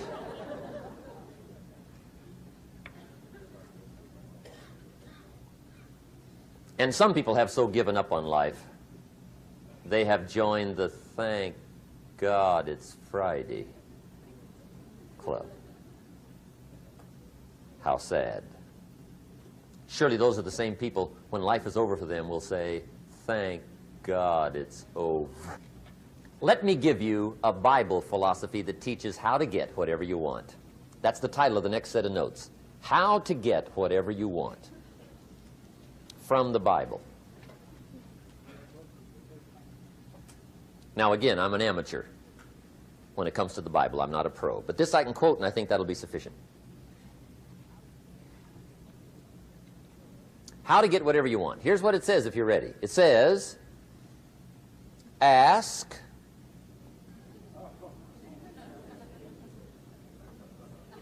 that's it. End of notes. Ask. If there's one art in life to learn extremely well, that's got to be one of them. The art of asking.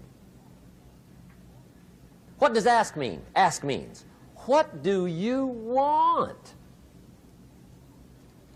And the formula is staggering. It says ask and what? A guy ought to look into that.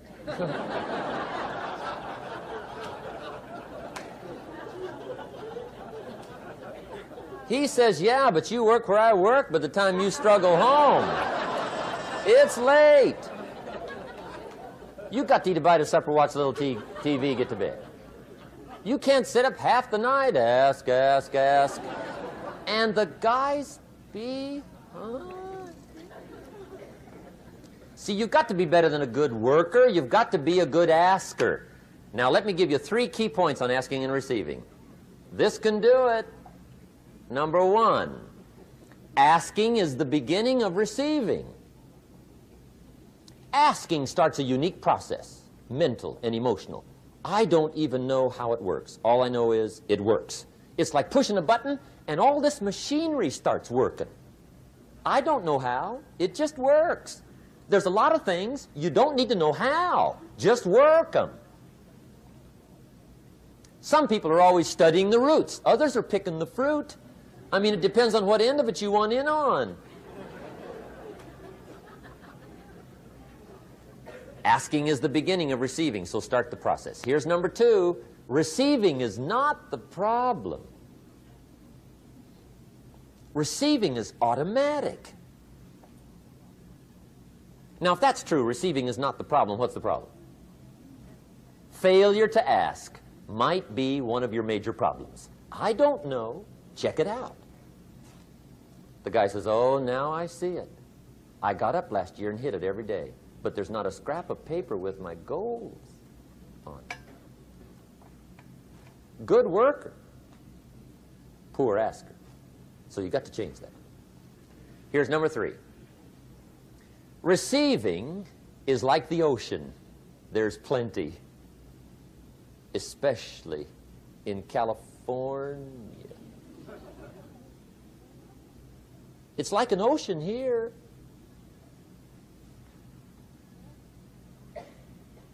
Success is not in short supply. It isn't rationed, and you stepped up to the window and it was all gone. No, no, no. It's like an ocean here. Now, if that's true, what's the problem? Well, some people go to the ocean with a teaspoon. Have you got the picture? See, what you want to do in view of the size of the ocean is trade your teaspoon for at least a bucket, and you'll look better down at the ocean. Kids won't make fun of you, right? Okay. Now, there's 2 ways to ask, and we'll wrap up goal setting. 2 ways. Here's number 1. Ask with intelligence. It didn't say ask intelligently, but I'm sure it meant that. Don't mumble. You don't get anything by mumbling. Be clear. Be specific. Intelligent asking means how wide, how high, how soon, when, what size, what color, how much. Define what you want and describe what you want. That's powerful. In the weekend seminar we teach, goals become like a magnet. They pull you that direction. And the better you describe them, the more they pull. So ask intelligently. Here's number 2. Ask with faith. That's the childish part of the equation. Believe you can get what you want like a child. Not an adult. Adults are too skeptical. So the formula really reads, make plans like an adult and believe in them like a child. And the most incredible things will happen. Just try it for 90 days. Just try it. You can always go back to the old ways. Just try it. Just 90 days, 90 days. Now, here's the last qualifying phrase on goal setting, as we promised to qualify everything. And it simply goes like this. Remember, you won't get everything you want. And we've already studied the reason for that. Simply, sometimes it hails on your crop and rains on your parade. It's that kind of planet. So you won't get everything you want, but if you will work this goal-setting formula, you can get plenty for wealth and happiness. Okay, that's goal setting. We use it around the world. We recommend it. Now, maybe it won't work as well for you as it has for me. I don't know. Maybe not. But what if it did? You got to try. Okay. Here's the last subject, the day that turns your life around. Let me just quickly give you a list of 4 emotions that can change your life in one day. Emotions are powerful. Sometimes it doesn't take much to alter your whole life direction.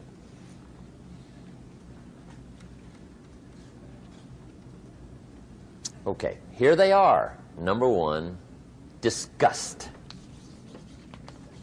Powerful emotion. Disgust says, I have had it. See, that could be the day. The day you can say, I've had it. And whether you've had it with something small or something major, the day you can say, I've had it, may not be the day it ends, but the day it begins. That's what I said when that little Girl Scout left my door when I'm 25. I give her the big lie, she leaves, I say, I don't want to live like this anymore. I've had it with lying and being broke. Powerful day. The man's finally had it with mediocrity. He's had it with being a loser. He's finally had it with those awful sick feelings inside, knowing his wife is at the grocery store looking at 2 cans of beans, one marked 37 cents, one marked 39 cents. And the guy sick inside knows his wife's going to buy the 37-cent can, and she doesn't even like the brand. Do you know why she's going to buy the 37-cent can? To save 2 cents. The guy sick inside finally says, I've had it. Being on my knees in the dust looking for pennies, we're not living like this anymore.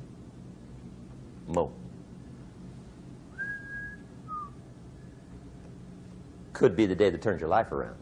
The day you can say, I've had it. He walks into his closet and rips everything in it to shreds and says, I've worn this embarrassing stuff for the last time. And not only will I never wear it again, no one else will ever wear it again.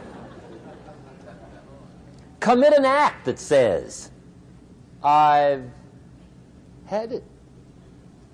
Powerful. Here's the next one. Decision. And decision-making is powerful. And it's emotional. That's those knots in the pit of your stomach, right? Waking up in the middle of the night in a cold sweat, trying to decide. We sometimes call it inner civil war. What shall I do? Well, for progress, you must decide. The best advice I can give you came from a wealthy friend of mine who said, if it's easy, do it easy. If it's hard, do it hard. Just get it done. If you went home tonight and in the next few days cleaned up a whole list of decisions, that might furnish enough inspiration for the next 10 years. I found this out many times after you've decided. Getting on with it is easier than deciding. Sometimes decision is the toughest part. Here's the next emotion, desire, wanting to bad enough. And I don't know how to tell you to want to. That's something you've got to come up with. There's 2 things I know about desire. Number 1, it comes from inside, not outside. You don't send off for it. Number 2, I know desire can be triggered by something. Who knows what it might be? Sometimes desire waits and sleeps for something to happen. Maybe it's a book, maybe it's a song, maybe it's a sermon, maybe it's a lecture, a seminar, maybe it's the conversation of a friend, a happening, an event. Who knows? The best advice I can give you is what I give my staff. It goes like this: welcome every human experience. You never know which one is going to turn it all on. even the bad experiences. Sometimes from the bitterest experience comes the greatest awakening. So let down the barriers, take down the walls. The same wall that keeps out disappointment keeps out happiness. Let life touch you. Don't let it kill you, but let it touch you. Here's the last one. This one's powerful. Resolve. Resolve says, I will. Two of the most powerful words in the language. I will.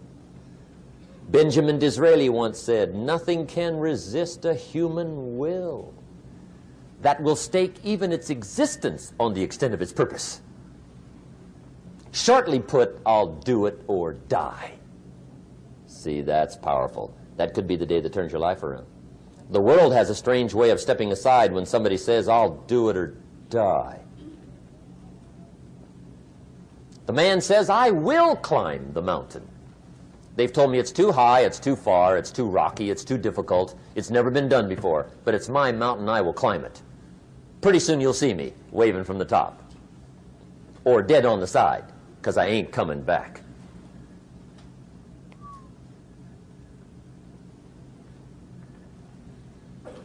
The best definition I ever got from the word resolve came from a little junior high girl in Foster City, California, up north. I'm talking to the junior high kids one day. I love to ask kids definitions. They come up with beauties. I got to the word resolve and I asked, who can tell me what resolve means?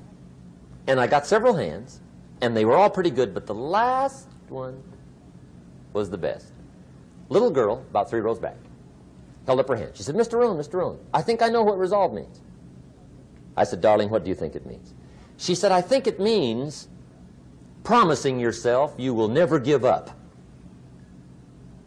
I said, that's it. Webster, stand aside. That is the definition. Promise yourself you will never give up. I asked the kids, how long should a baby try to learn how to walk? How long? How long would you give your average baby before you shut him off? How long?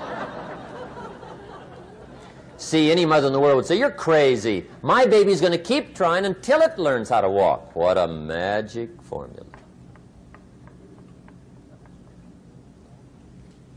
Now let me show you what triggers all emotions into activity that brings results. And results is the name of the game. Here it is. Action. Finally, you must do something about how you feel. Jesus, the master teacher, said, don't just be listeners, be doers. The world admires the doers. Whatever it takes to get you to try harder, read more, set your goals, and go for it. Here's the next attitude disease. Over-caution. Some people never will have much. They're too cautious. Now, you can also be too reckless, but you can also be too cautious. This is called the timid approach to life. And my caution was always the risk. Risk used to drive me right up the wall. I used to say, what if this happens? It's called the language of the poor. What if this happens? And on top of that, if this was to happen, look at the fix I'd be in. I better not try. I could always ace myself out. Then I'll tell you what changed my whole life when I finally discovered it's all risky. The minute you were born, it got risky. If you think trying is risky, wait till they hand you the bill for not trying. If you think investing is risky, wait till you get the tab for not investing. See, it's all risky. Getting married is risky. Having children is risky. Going into business is risky. Investing your money is risky. It's all risky. I'll tell you how risky life is. You're not going to get out alive. That's risky. The Englishman says, well, if that's the way it's going to work out, let's give it a go. Right, that's what it's for. Give it a go. Somebody says, yeah, but I'm looking for safety and security. Fine, then huddle in a corner. We'll cover you with a sheet, bring you 3 meals a day. And we'll protect you, feed you, look after you, care for you. We won't let anything happen to you, and you'll probably live to be 100. The guy said, well, yeah, I'd live to be 100. But what a way to live. Right. What a way to live, safe and secure. Don't ask for security. Ask for adventure. Better to live 30 years full of adventure than 100 years safe in the corner. And see, it's not important how long you live. What's important is how you live. Here's the next attitude disease. We're almost through with this motley list. In fact, we're almost through. Hang on. The next one is pessimism. Pessimism, the deadly disease of always looking on the bad side, the problem side, the difficult side, checking all the reasons why it can't be done. The poor pessimist leads an ugly life. He doesn't try to figure out what's right. He tries to figure out what's wrong.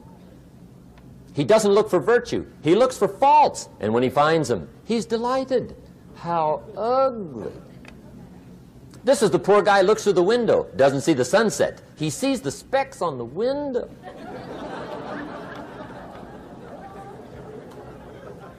And this is the poor guy, right, who rushes up, takes such leave of his senses. This guy rushes up and he says, I've got 5 good reasons why it won't work. He's so dumb he doesn't know all he needs 1. He's got 5.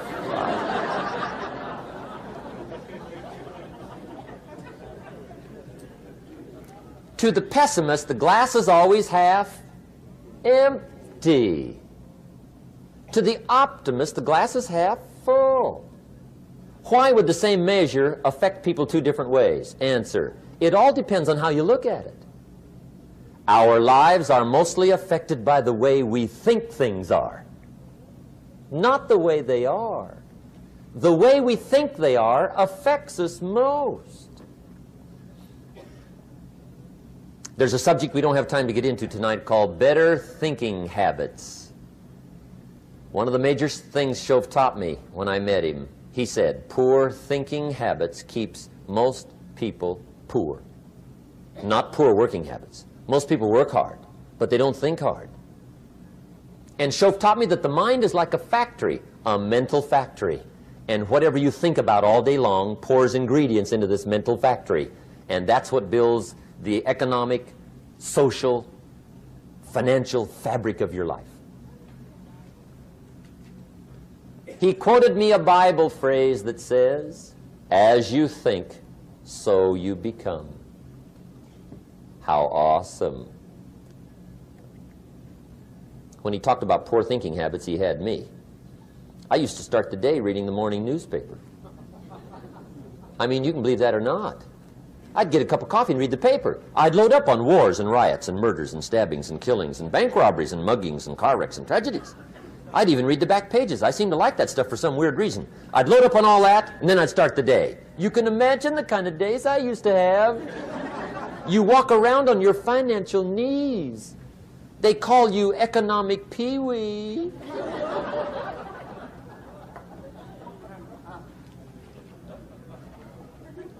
The guy says, I want to be a great leader. Wonderful. The first thing we do is follow him to his house. When we get there, we walk in and check his library, number 1. Somebody says, well, why check his library? The reason is because what a man reads pours massive ingredients into his mental factory, and the fabric of his life is built from those ingredients. You would not believe what some people have got in their house to read. You would not believe. One of the best dressed up words I know for a lot of it is trash. Can you imagine dumping a barrel of trash into this mental factory every day and coming out with a rich, dynamic, positive life? It can't be done. You might as well try making a cake with cement. The kids back in Danbury, Connecticut, high school, they're asking me questions one day. I'm talking to the kids. Kids got good questions these days. One of them said to me, "Mr. Rohn, how do you build the good life?" I said, "It's simple. It's not easy, but it's simple. Here's how you build anything. Select the right ingredients, keep out the wrong ingredients, and it starts with thought." Everything starts with thought. So you must be wise and careful what you think about, because that starts everything. You got to be wise and careful. I asked the kids, what would happen if somebody dropped sugar in my coffee? They said, "Well, you'd be okay." I said, "What if somebody dropped strychnine in my coffee?" They said, "Well, you'd be dead." I said, "Correct. Lesson 1. Life is both sugar and strychnine. You gotta be careful." I said, "What if my worst enemy drops in the sugar?" They said, "Well, you'd be okay." I said, "What if my best friend, even by accident, drops in the strychnine?" They said, "Well, you'd be dead." I said, "Correct. Lesson 2, watch your coffee."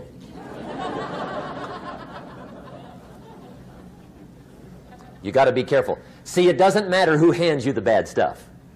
It doesn't matter where you get the bad stuff. It'll still do its damage on your bank account, wherever you get it. Mr. Schoaf gave me one of the greatest phrases when I first met him, when he said, "Jim, every day stand guard at the door of your mind." How important. Stand guard at the door of your mind. And you decide what goes into your mental factory. Don't let anybody just dump anything they want to in your mental factory, because you've got to live with the results. Okay, here's the last disease, and we're through with this list. In fact, we're almost through. Hang on. The last subject is very brief. The last disease, but this one is deadly. Engage in this one, indulge in it even slightly, and you might as well forget the future, because it's going to forget you. Complaining, crying, whining, griping. A Bible word called murmuring. See, that'll ace your future. Spend 5 minutes complaining, and you have wasted 5. And you may have begun what's known as economic cancer of the bone. Surely they will soon haul you off into a financial desert and there let you choke on the dust of your own regret. I hope I said that well, so you won't forget. It's a deadly disease. If you don't think it's bad, ask the children of Israel of Old Testament fame. Typical of us all, their story just happened to get in the book. Story says, children of Israel were slaves. God performed a series of dazzling miracles and got them out. And now they're heading for the promised land. Remember the story? Heading for the promised land. Tragedy of the story, they never got there. Reason: from day one, they started to complain. They griped about the water. They griped about the weather. They whined and cried and griped about the food. They griped about the leadership. They whined and cried because it was too far, too cold, too hot, too difficult, too miserable. I mean, they whined and cried for years. Finally, God said, "I've had it, trip canceled." Or something like that. The story says they died in the desert, never got to the promised land. Which I think means two things. Indulge in this long enough, you get your future canceled. And I guess it also means even God himself can only take so much.